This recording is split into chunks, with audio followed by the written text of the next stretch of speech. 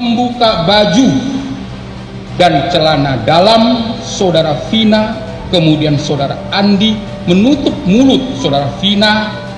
Setelah itu saudara Eko alias Oplak langsung membuka celana dan menyetubuhi korban Vina yang sudah dalam keadaan tidak sadar. Kemudian saudara Dani, Andika, Peggy, saksi Sudirman, Hadi Suprianto dan Eko Ramdhani menyetujui korban saudara Vina.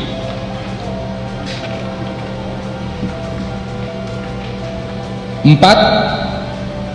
Saksi saudara Aep bin Rudi Pelor menerangkan bahwa adapun sehingga saksi bisa melihat dan mengetahui para pelaku sering nongkrong di depan SMP Negeri 11 Jalan Perjuangan Kota Cirebon. Saat lewat dari tempat kerjaan, saksi melintas menuju warung kopi di Jalan Perjuangan depan Manduah Kota Cirebon pada tanggal 27 Agustus 2016 sekitar jam 21.30 WIB. Karena saksi tidak melihat waktu dan jam, mereka sudah berkumpul di depan SMP Negeri 11 Cirebon, samping showroom mobil Jalan Perjuangan Maja Asem, Kesambi, Kota Cirebon. Bidang Hukum Polda Jabar dan penyidik Direktorat Reserse Kriminal Umum Polda Jabar yang beralamat di Jalan Soekarno-Hatta nomor 748 Bandung, serta penyidik Satreskrim Polres Cirebon Kota yang beralamat di Jalan Veteran nomor 5 Kota Cirebon berdasarkan surat kuasa khusus bermateri cukup tanggal 21 Juni 2024 dan surat perintah Kapolda Jawa Barat nomor Sprint garing 1653 garing 6 garing HUK titik 6.5 garing 2004 tanggal 21 Juni 2024. Dengan ini akan memberikan jawaban atas permohonan pra-peradilan dari pemohon sebagai berikut. 1. Bahwa termohon menolak dengan tegas seluruh dalil-dalil yang disampaikan oleh pemohon dalam permohonan pra-peradilannya, kecuali terhadap apa yang secara tegas termohon akui kebenarannya. 2. Bahwa berdasarkan pasal 2 ayat 2 Peraturan Mahkamah Agung RI nomor 4 tahun 2016 tentang larangan peninjauan kembali putusan pra-peradilan yang berbunyi pemeriksaan pra-peradilan terhadap permohonan tentang tidak sahnya penetapan tersangka hanya menilai aspek formil, yaitu apakah ada paling sedikit 2 alat bukti yang sah dan tidak memasuki materi perkara.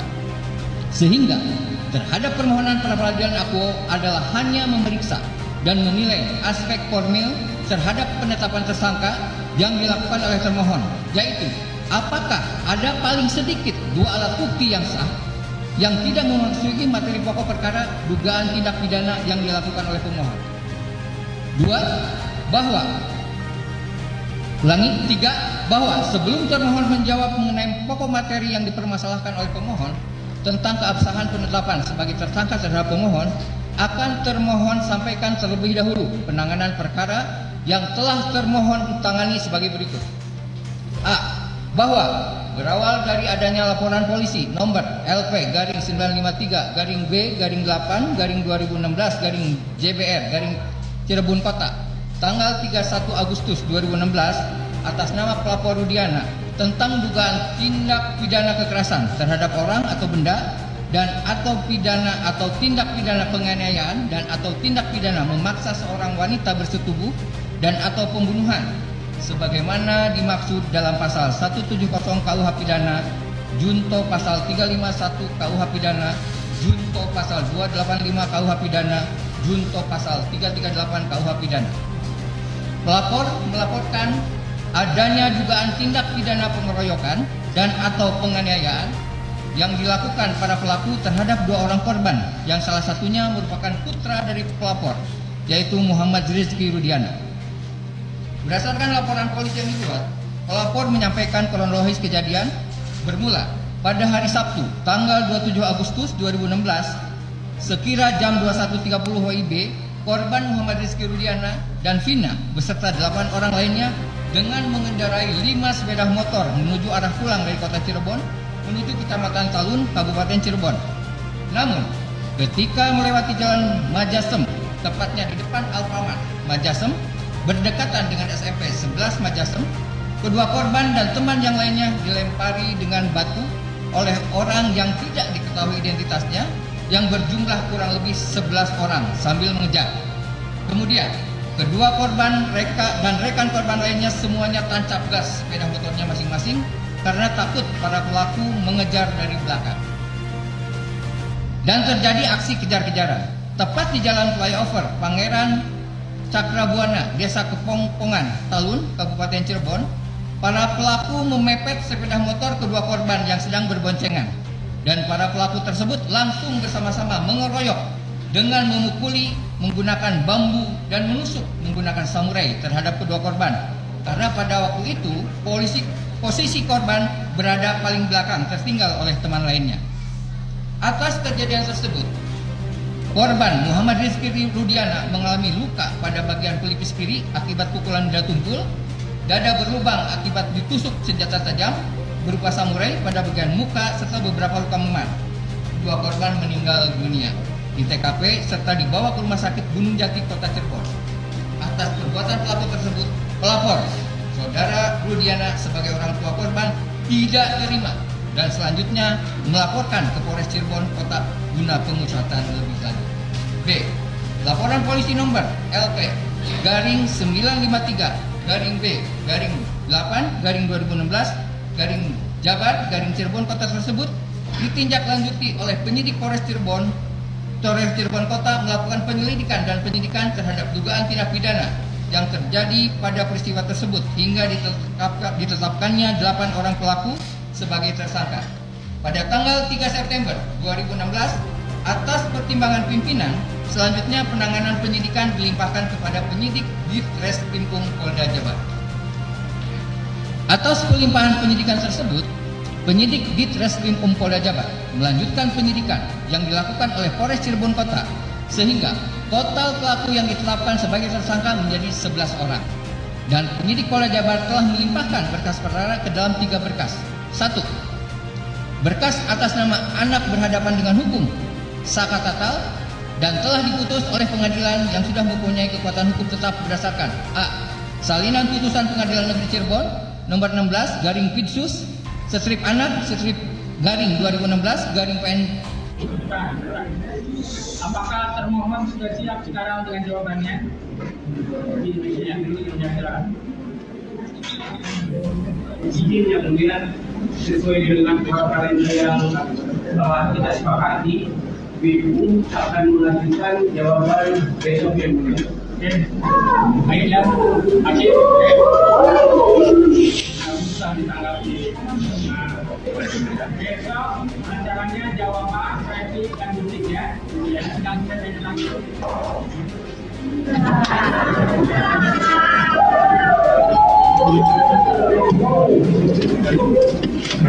Pendekatan metode saintifik ya, crime investigation itu tidak ada, hanya dari keterangan saksi. Nah, saya bacakan nih, ini yang kita tunggu-tunggu, alat bukti apa yang dimiliki Polda Jawa Barat sehingga keterangan saksi cuma Sudirman bin Suratno, Supriyanto, Jaya Lesliwon, Aep Rudi Pelor, Singgi Galang, Dede Riswanto, Caksmita, Abdul Pasren, ya, dan seterusnya. Kita bahas Sudirman.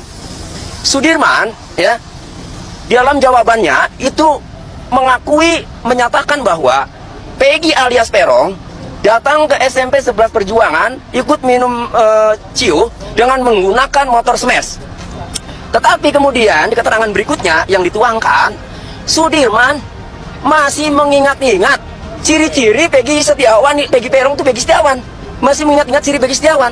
Artinya kalau memang dia itu berdua sebagai pelaku, ngapain diingat-ingat? Kan gitu, ciri-cirinya begini, ini ya begini. Itu artinya ya, memang secara psikologis kelihatan sekali tidak ada di lokasi, tidak ada di TKP. Karena kalau berada di lokasi Sudirman cukup. Betul Pak, ini orangnya. Itu dalam keterangannya masih menjelaskan ciri-ciri yang ada tatonya, yang ada badannya begini. Iya teman SD, seingat saya ada kalimat seingat saya. Ya, Sudirman ini. Nah, itu diantaranya. Kemudian kedua Aep, ya, alat buktinya. Nah, alat bukti Aep ini, ya, keterangan Aep ini, ya, seperti yang kita sudah dengar sama-sama, ya, hanya melihat dari jarak, ya, 100 meter, ya, di sini 50 meter, yang hanya melihat dilempari saja. Setelah itu sama Dede Kurniawan balik kan karena ketakutan. Sehingga pada saat itu AF tidak mungkin bisa mengidentifikasi orangnya. Lalu setelah ditangkap baru ada metode cocokologi. Setelah ditunjukkan fotonya si Peggy Setiawan, baru oh iya ini menggunakan motor Suzuki Smash dan seterusnya. Nah, hanya itu ya. Nah, yang lainnya semua keterangan saksi. Yang terungkap adalah pertama, ya, pada tahun 2016 menyita kendaraan sepeda motor merek Suzuki Smash punya Peggy Setiawan, tidak ada penetapan atau izin dari ketua pengadilan. Itu sudah terbukti tadi ya dengan jawabannya. Kedua, dalam KUHP ya dan dalam putusan Mahkamah Konstitusi nomor 21 tahun 2014 untuk dapat menetapkan tersangka ya, selain memiliki 2 alat bukti, itu harus diperiksa dulu sebagai saksi. Nah tadi secara tidak langsung jawabannya tidak mampu mendalilkan bahwa Peggy Setiawan diperiksa sebagai saksi terlebih dahulu, hanya sebagai tersangka. Atau langsung dulu ya, penyelidikan dulu belum ada. Kenapa? Belum penyelidikan. Iya, artinya ini kan berdasarkan putusan pengadilan. Dalam putusan Mahkamah Konstitusi itu minimalnya diperiksa dulu sebagai saksi sebelum tetapkan tersangka. Dan ternyata DPO itu yang kita dengar sama-sama ditetapkan Polda Jawa Barat 2014, tadi jawabannya ternyata DPO sudah ditetapkan pada tanggal 15 September tahun 2016. Sementara dalam aturannya untuk menetapkan DPO itu ya, itu harus sudah tersangka dulu. Jadi belum tetapkan tersangka sudah ditetapkan DPO. Nah, sehingga ini DPO-nya saja melanggar. Kalau DPO-nya melanggar, berarti Peggy Setiawan kalau dirujuk bahwa Peggy Setiawan dianggap DPO, karena DPO-nya melanggar, DPO ini batal demi hukum. Sehingga penyelidikan harus dilakukan sejak awal penyelidikan dan penyidikan. Nah, kesimpulannya, apakah alat bukti ya itu sah atau tidak? Nah, nanti ya ini hanya keterangan saksi. Tapi yang paling penting syarat formilnya adalah berdasarkan putusan Mahkamah Konstitusi ya dan KUHP pasal 184. Selain ada 2 alat bukti, si Peggy Setiawan itu harus diperiksa dulu sebagai saksi. Ini jelas sudah diakui jawabannya, tidak ada pemeriksaan sebagai saksi, malah diakui langsung pemeriksaan tersangka. Ini telah, maka kami berkesimpulan permohonan kami insya Allah dikabulkan. Kecuali hakimnya masuk angin, ada tekanan dari atas dan seterusnya, ya itu urusan Mas, yang di atas. saya tambahin dikit ya. Di sini termohon dalam hal ini Polda penyidik, dia tidak konsekuen. Dulu pernah mengatakan kalau si Dani sama si Andi adalah fiktif, tetapi tadi diangkat. Itu satu. Diulas lagi. Diulas, diangkat. Dikatakan. Saya pertanyakan juga. Pada tanggal 21 klien kami dijadikan tersangka. Mereka mengatakan tanggal 21 gelar perkara. Sementara Perkap Kapolri sebelum gelar perkara seharusnya kalau bukan tertangkap tangan harus dipanggil sebagai saksi. Karena DPO yang dikatakan mereka pada tahun 2016 itu bukanlah Peggy Setiawan, itu adalah Peggy Peron. Itu loh. Ini menjadi aneh, tapi kami tetap optimis. Insya Allah memang kebenaran berpihak kepada kami. Satu alamat pun berbeda ya. Setelah ini kan akan ada persiapan dari timnya sudah. Oh, kami membantah, sebab kami lihat jawaban dari mereka itu ngelantur. Saya bilang mengatakan mengelantur. Apa yang kami tanya, mereka menceritakan masalah BAP. Ini bukan masalah BAP, gitu loh. Nggak nyambung. Berarti intinya dalam replik nanti akan membantah seluruh jawaban. Oh jelas. Yang penting kami gini, yang penting hakim benar-benar independen dan tidak takut sama intimidasi. Insya Allah. Silakan Termasuk alamat ya, alamat juga itu berbeda. DPO. Berbeda alamatnya. Alamat dari Peggy Setiawan dengan yang ada dalam jawaban itu berbeda ya. Di DPO juga itu berbeda. Ya.